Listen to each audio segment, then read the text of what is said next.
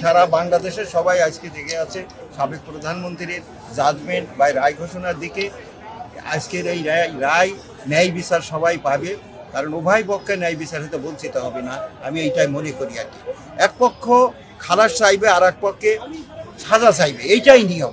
শুধুমাত্র আইনের দিকে দৃষ্টি করে ন্যায় বিচার প্রতিষ্ঠিত করে, এটাই আমাদের কামনা এবং সারা বাংলাদেশের সবাই কামনা, এবং সবাই এই ন্যায় বিচারের জন্যই অপেক্ষা করছে। ট্রাইব্যুনাল যে আদেশ করবেন সেটা যেন আইন পরিপন্থী নয়, আইনানুগ হয়, অর্থাৎ ন্যায় বিচার যেন প্রতিষ্ঠিত হয়।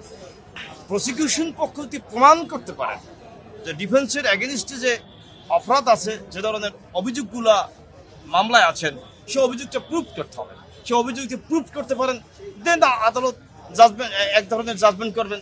আর যদি প্রুভ করতে না পারেন তাহলে আদালত অনারেবল কোর্ট অন্যভাবে জাজমেন্ট করবেন। এবং এখানে আপনি যেটা বলছেন যে আমি সর্বোচ্চ শাস্তি, এটা হলে যারা ডিফেন্স কাউন্সিলে এই মামলাটা সাবেক প্রধানমন্ত্রীর পক্ষে যারা মোকাবিলা করবেন তারা চাইবেন খালাস, এবং প্রসিকিউশন পক্ষ চাইবেন যে মামলায় কনভিকশন হোক। এই তো বিষয়টা।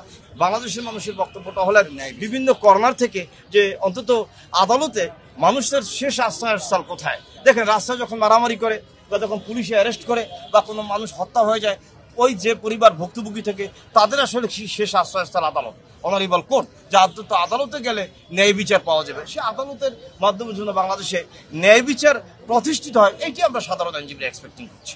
আমাদের সাধারণ জনগণ হিসাবে আমরা আশা করি একটি প্রকৃত রায় আসবে এবং এই রায়ের মাধ্যমে দেশে একটি সুবিচার নিশ্চিত হবে এবং ন্যায় বিচার নিশ্চিত হবে। এবং আমরা চাই রায়টি যেন যথাযথভাবে সকল শহীদদের বিষয়গুলো বিবেচনা করে দেওয়া হয়, যাতে করে সকল শহীদের পরিবারগুলো খুশি হয় এবং এই রায় সন্তুষ্ট থাকে, এবং এটি একটি ইতিহাসে একটি যেন বড় ধরনের অধ্যায়ের সূচনা হয় এই রায়ের মাধ্যমে। আমরা দেখেছি এই বিচার প্রক্রিয়াটি অত্যন্ত স্বচ্ছভাবে এই সমাপ্ত করা হয়েছে। আমরা দেখেছি আপনাদের মিডিয়ার কল্যাণে অনেকেই এই বিষয়গুলো জেনেছেন যে এখানে যখন বিচার প্রক্রিয়া ছিল তখন এই প্রক্রিয়াটি সম্পূর্ণভাবে লাইভ প্রচারিত হয়েছিল।